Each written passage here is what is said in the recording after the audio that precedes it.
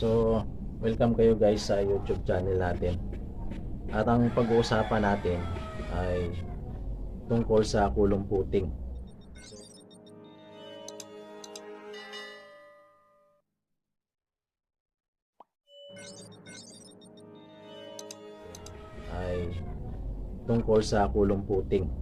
So, sa bidyong ito, alamin natin kung magkano yung magagasto natin sa puting ng isang poste. So, puting lang ng isang poste ang pag-uusapan natin. So, ang puting natin, ang puting na ito is na pag-uusapan natin, ang puting na pag-uusapan natin ay standard para sa isang bungalow house. So, ito yung gagamitin natin pag nagpatayo tayo ng bungalow house. So, ang standard na sukat ng hukay natin is 60 kwadrado, 60 cm kwadrado. So, yung lalim nito, ganun din, 60 cm din yung lalim niya. So, yan ang standard size at saka standard ng lalim para sa bungalow house.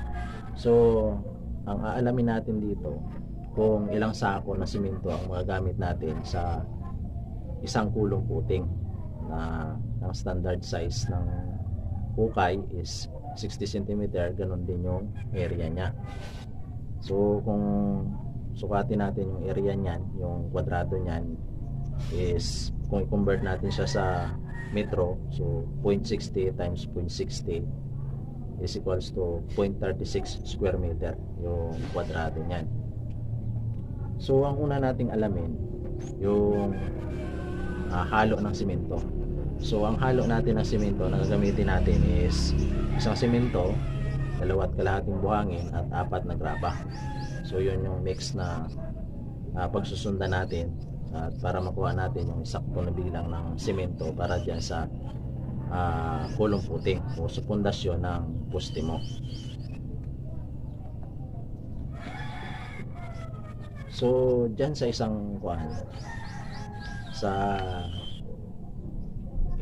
kulong puting, so may parilya yan. So dyan sa isang kulong puting, ang kailangan nating simento dyan is 0.54. So halos kalahati lang siya. So ang kapal na binasihan natin ng buhos natin is 20 cm.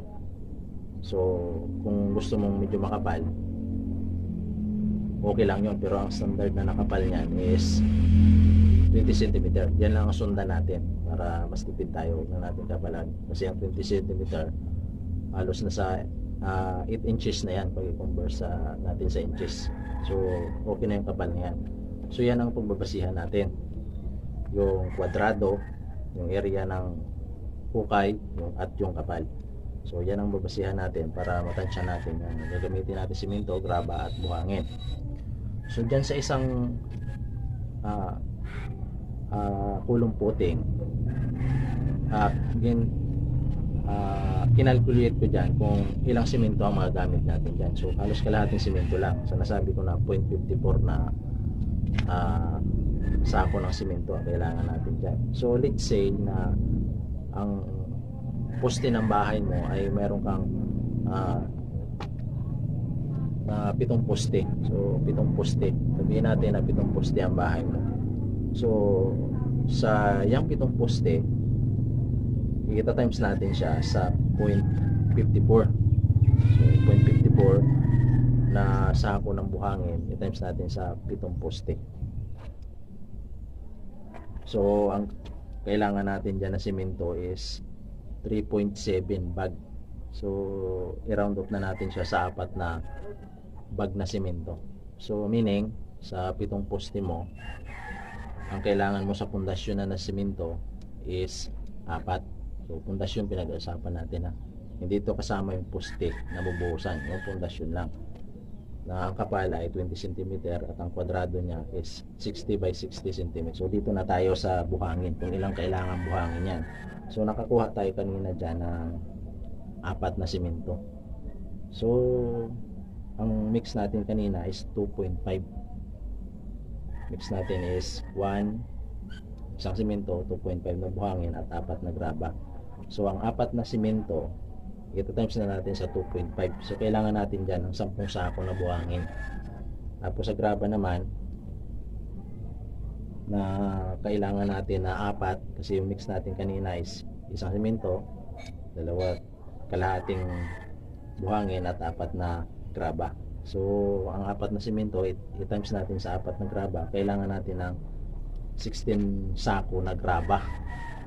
So i-convert na lang natin sa sako yung mga presyohan nito, kasi para mas mabilis tayo. Hindi na natin, kasi estimate to hindi tayo kailangan bumili dito ng 1 cubic na buhangin at 1 cubic na graba.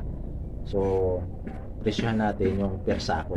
Ipagpalagay natin na ang isang sako ay 50 pesos, at ganoon din sa graba, 50 pesos din isang sako. So halos ganyan naman yung presyo niya. Pag ilipat mo kasi yung yung 1 cubic na buhangin, so 1 cubic na buhangin sa sako is tumatakbo yan ng 30 to 35 sako. So i-presyohan na lang natin siya ng sa 10 sako, presyohan natin ng tig 50. So tig 50 isang sako, so 500 yan. Tapos sa 16 sako na graba, tig 50 rin, is 800 yan.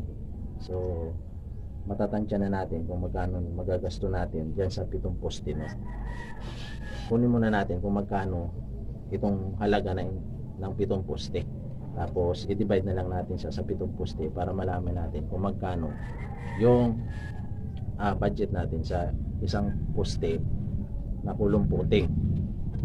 So kulong puting nga pinag-usapan natin. So ang 4 na sako na bag na simento is 220 isa niyan. So 880 yung 4 na sako. Tapos yung 10 sako na buhangin is 500. Tapos yung 16 sako na graba is 800. So ang suma total niyan, pag sinuma total natin yan is 2,180 sa 7 poste yan. Ang magagasto natin sa puting ng 7 poste is 2,180. Ngayon, para makuha natin yung halaga ng isang pulong puting, halaga ng isang pulong puting sa buhangin, graba at simento is 311.5. So i-divide lang natin sa 7. So ang halaga ng pulong puting natin is 311.5. So yan ang kailangan natin sa isang pulong puting ng standard na bungalow house. Okay, so ang bakal niya na gagamitin natin is 10mm. So isang piraso lang magagamit yan sa pulong puting. So kung i-plus natin yan, 140 yung 10mm isang piraso. So kailangan natin ng 451.5 sa isang pulong puting na poste.